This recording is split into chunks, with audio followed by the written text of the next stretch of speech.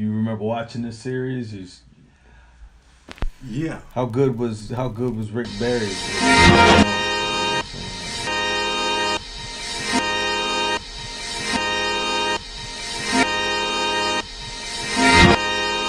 Charles Johnson. Ability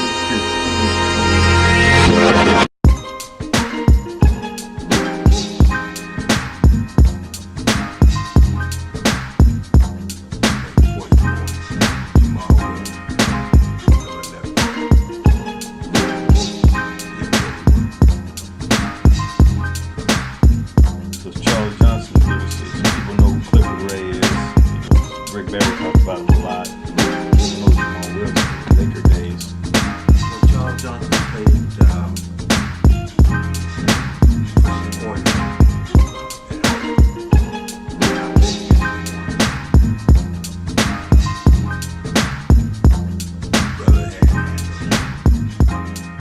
Okay, welcome back to Black and White.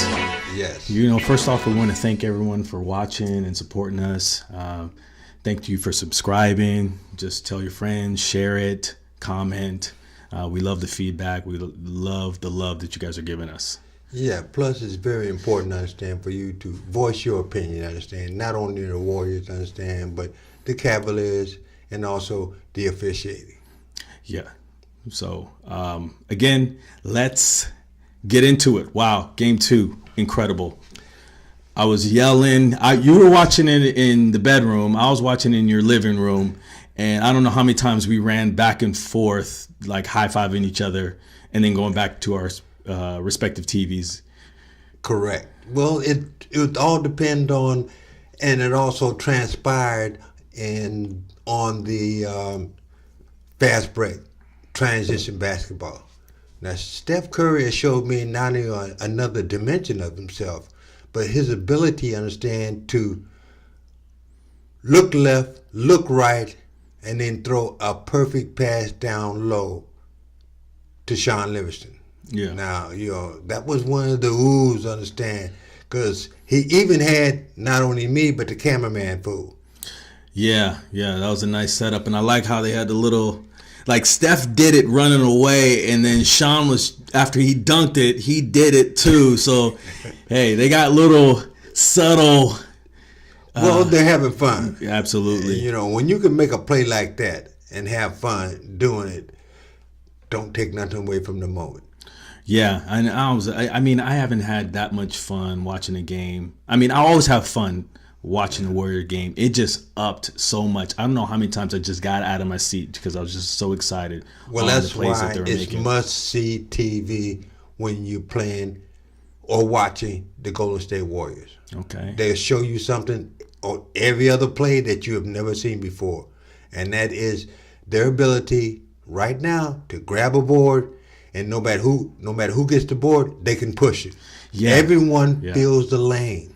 And that's tough because in watching the game, it's very hard for Cleveland to transition back defensively because what's happening is you have Tristan Thompson, who's usually running back to the paint to protect the rim and to grab rebounds, has to come out to the three-point line. I saw that happen to him in transition where KD banged down a three where he had to close out and he wasn't sure if KD was going to drive or not. Gave him the daylight he needed and he was able to knock down the three. Well, that shows his liability. Absolutely.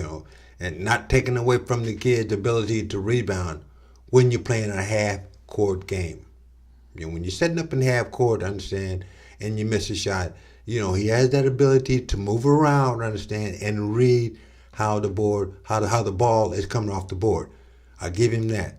But in transition, yes, he don't know who to pick up. If you pick up a guard, he's going to get taken to the hoop. Mm-hmm. He pick up a small forward, he's going to be taken to the hoop. So what's his choice?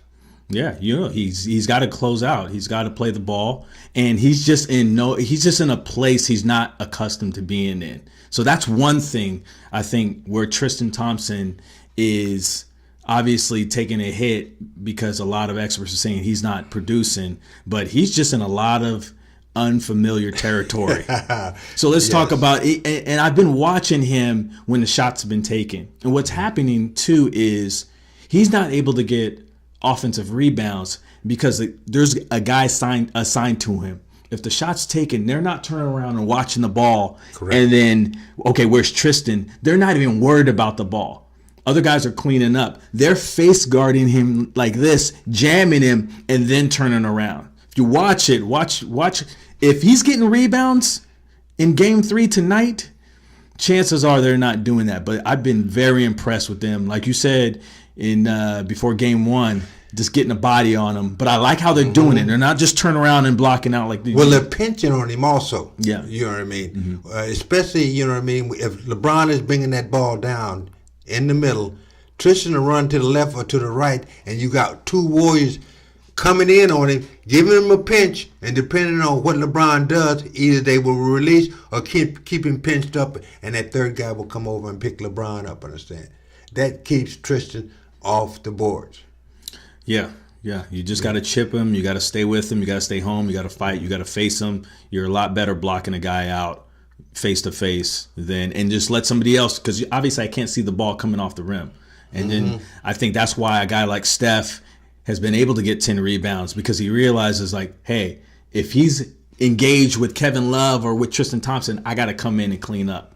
And that's what's been effective for the Warriors, being able to get their ball handlers the ball without necessarily an outlet, but getting the rebound themselves and pushing it. Correct. Which creates mismatches all over the place. All 5 players on the Warriors team dangerous. Yeah. And that brings up one point in an incident to where, you know, the Warriors had a fast break, 3-on-2. One guy took the left, one guy took the right, and as I believe it was, it could have been Curry that penetrated all the way to the hole. And what did he do? He waited, understand, just a split second, and as Sean Livingston was trailing, he threw I know what you're talking about. No, that was when Iguodala had the ball in the post, and then Sean cut through. Right, so we were. I believe it was on the fast break. Yeah, it was fast break, yeah. but then it was a secondary break. So right.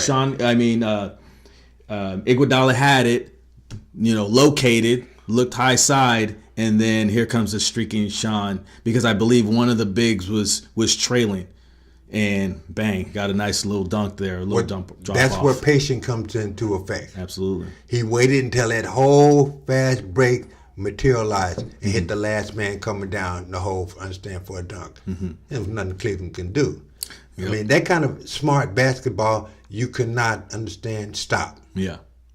You can watch film on it, but you can't stop it. Right, You know what I right. mean? You got a split second to make a choice, either back off and let him get that little gimme underneath, or come out. Or you got to play team defense, and I think they're trying at times, but there's just too many breakdowns. I mean, for instance, there was one where they ran a baseline action out of bounds play. Steve Kerr called the timeout. I believe it was like 13-12, and they ran Clay and Steph, that baseline play that they like to run, where the two screeners are here, and Kyrie and JR went with Clay, because obviously Clay had it going. They didn't communicate.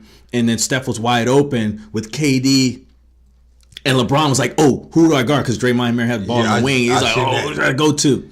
Dude, he just skipped it to Steph, and he knocked it down. So I like when Kyrie is involved in the defensive action, because he seems to make a lot of mistakes. Well, yeah. I mean, it's something that he's really not familiar with doing with a team like this that moves the ball that much, that quickly. Well, yeah, because he's playing off the ball and he's playing on the ball.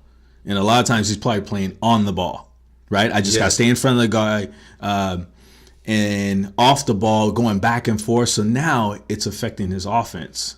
But real quick, we wanted to talk to you about what they're doing to him on defense. And let's focus on Kyrie. When Kyrie has the ball, they like to go pick and roll. So they did this out of the in the second quarter. So LeBron pretty much played the whole first period, and Kyrie was in, because remember they did this with the Celtics, where Kyrie would take over man, they double teamed Kyrie. They made him a passer. Yeah, he tried to pass it and he turned the ball over when he got stuck on the sideline. He forced a few shots. Yep. And then also they're going underneath the screens because Kyrie's not the best 3-point shooter. So they're going underneath screens. Clay's either going underneath or they're doubling him. And it's just throwing his timing off. So we finally get some daylight. He's not finishing.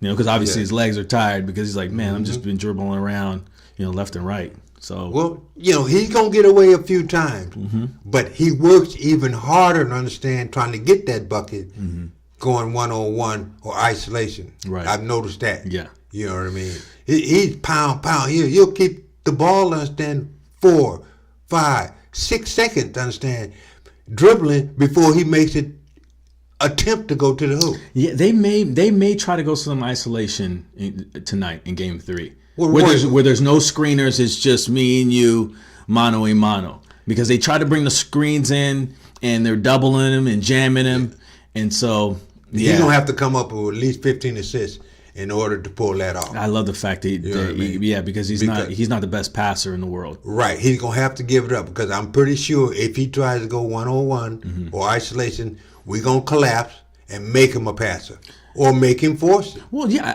I don't mind, and like I said this from even before he got hurt 3 years ago. Yeah. I don't mind if Kevin Love, I don't mind if Kyrie, I don't mind if LeBron tries to take over themselves.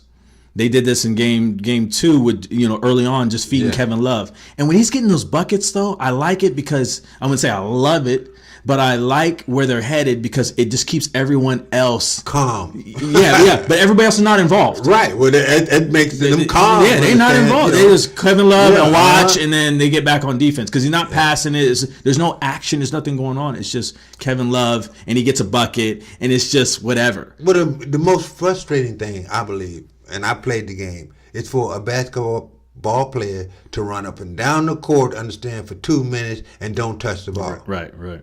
Yeah. That is frustrating. Yeah. At least give me 1 or 2 touches when I get down there, you know what I mean? Unless you got a man, understand, like Steph Curry, just dotting the I as he come across half court. Well, yeah, you're excited. But you know what I mean? That's a different horse. But if we're not getting buckets, then you slow it down and move it. Boom, boom, boom, boom. And if I ain't got it, I'm not going to be greedy and force it. I'll kick it back out. Yeah. But if I run up and down that court, understand, minute and a half, and don't get a touch, understand, hey. Yeah. It's now frustrating. I'm saying, hey, what the hell is me doing hustling, understand? Or grabbing that rebound and kicking it out and running, filling the lane, and don't get a look. Yeah, it's not like they're saying it out loud, but it's just natural for you to be like, oh, man, I haven't even touched it. Now, if that's my role, it's different. But there's guys on that court, their whole career have been scorers.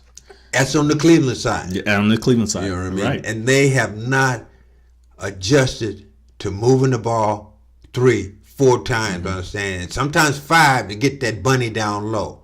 Warriors used to that. Now, 2 things I want to talk about before we bring this to a close. Okay. I want to talk about real quickly the fact that LeBron was tired and the reason why. And watching that game, a second time, what happened was the Warriors bench did a great job, because they had Ian Clark, David West, but then they also had KD and Clay in going against their second unit. And they went on a run where Ian Clark was able to knock down a 3. Correct. He penetrated in transition, kicked it to Clay, where he hit that deep 3. Correct. And I know you noticed this, when Channing Frye closed out on him, he was a little bit under his feet. A la Zaza, Marcus Aldridge. Yeah. He was right under him because he didn't. Oof. Commentators didn't even collaborate on that. No, we were around that a couple times. I was like, hey, look at that closeout. Yes. And that could have been an accident ready to happen. Yeah. And thankful it didn't happen, understand? Yeah. But you don't do that as a big man out that far. Nobody said a word, You know but what it I was mean? exactly like. And he trying to block a tray? Come yeah, on. yeah, and he turned around. He Yeah. got it. Yeah, again, nobody saw that, and so when they went on that run, after the timeout, LeBron came back in. So they didn't get that rest that they're normally getting. He played great because a lot of people say, "Wow, this is one of the best halves I've ever seen him play." He played great, but then again, the tank was low because again, their bench didn't do their job.